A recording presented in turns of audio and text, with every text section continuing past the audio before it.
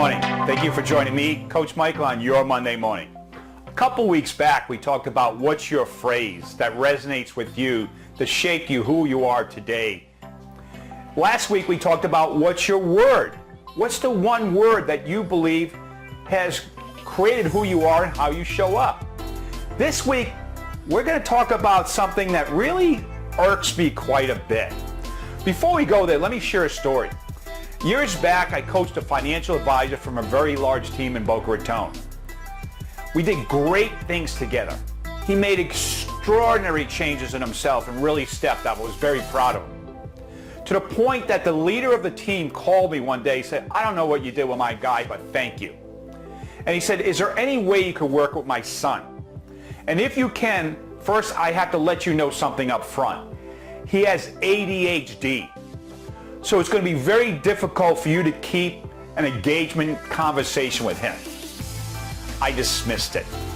I sat down with Zachary, very sharp kid, and we talked about some of the things he likes to do. He actually liked to play baseball.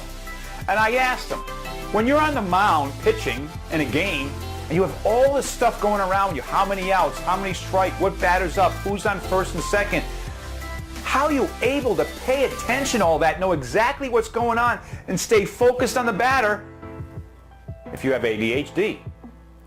Now, on the flip side, is if he's having a conversation with somebody that's not really engaging, or is pretty boring, or he's heard it before and he's just simply not interested, and he's not listening, all of a sudden he's diagnosed with ADHD, they give him a prescription, and he's on Ritalin.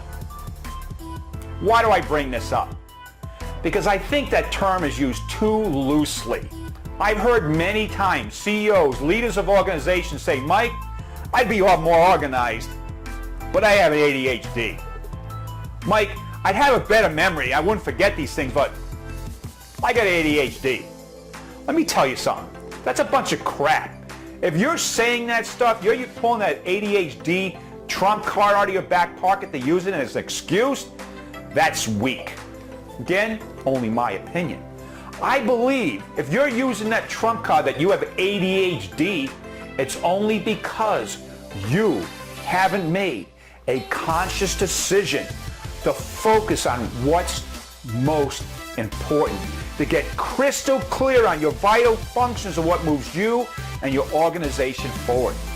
Because if you're communicating to your team that you have ADHD, that, you might have to tell me a few times because I might forget, I guarantee it's not serving you, it's not serving your team, it's not serving your company, your organization, or your community. And another question I have to ask you, you as a leader, if one of your team used that on you and said, "Sorry, boss, forgot, I got ADHD," I'd like to see the expression on your face when that happens. You might think about actually firing them. Well, what are they thinking when you use that on them? So if you're using that ADHD card that you're pulling out of your back pocket when you don't have your act together, 2 words: stop it. Done. Stop it.